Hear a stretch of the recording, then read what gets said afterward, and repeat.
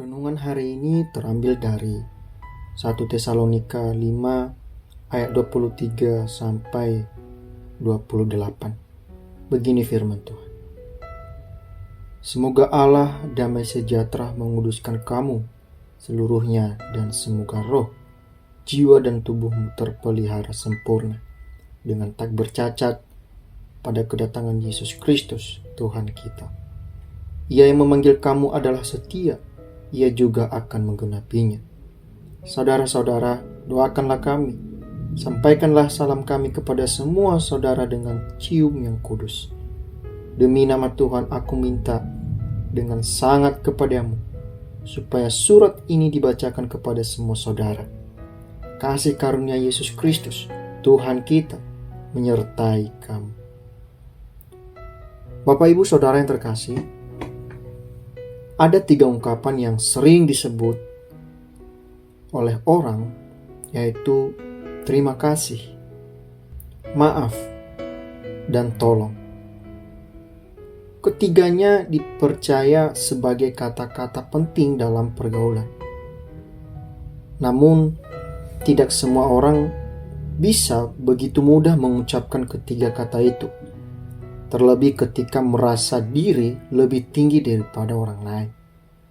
Bapak, Ibu, dan Saudara, di akhir suratnya ini, Paulus menuliskan doa bagi jemaat yang menerima suratnya itu.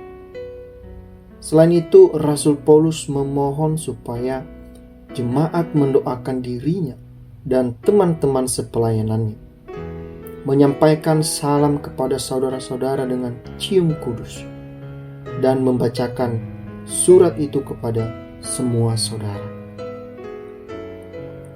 Rasul Paulus seorang yang berkarisma dan dihormati oleh jemaat, memohon kepada jemaat yang dikirimnya surat. Hal ini menunjukkan kerendahan hati Rasul Paulus. Dia tidak merasa diri lebih tinggi atau lebih hebat daripada jemaat yang diajar dan dinasihati olehnya. Dia memohon supaya didoakan karena mengakui bahwa doa-doa jemaat sangat berharga bagi dia dan teman-teman. Dia memohon supaya salamnya disampaikan kepada saudara-saudara yang lain karena dia sadar bahwa dia adalah terbatas, tidak bisa menjangkau atau menyebutkan nama semua orang. Dia memohon supaya surat itu dibacakan, bahkan dengan kata-kata, "Demi nama Tuhan, aku minta dengan sangat," karena mengakui bahwa jemaat memiliki otoritas atas tindakan yang mereka lakukan. Rasul Paulus tak bisa memaksa, hanya memohon. Bapak, Ibu, dan Saudara, semua hal itu mengajarkan kerendahan hati kepada kita sekalian. Seberapa pintar, seberapa kayanya atau tingginya kedudukan kita di mata manusia, di hadapan Tuhan, kita dan sesama adalah setara.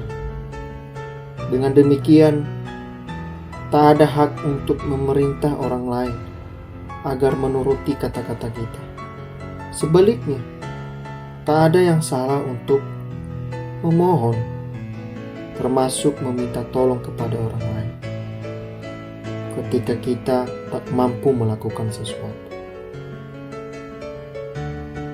Dengan memohon, kita mengakui kesetaraan antar sesama. Kita pun mengakui otoritas mereka terhadap tindakan yang dipilih. Jadi, Bapak, Ibu, dan Saudara, jika kita memerlukan pertolongan, janganlah ragu untuk berkata, memohon, atau meminta suatu pertolongan bagi sesama kita. Tuhan memberkati. Amin.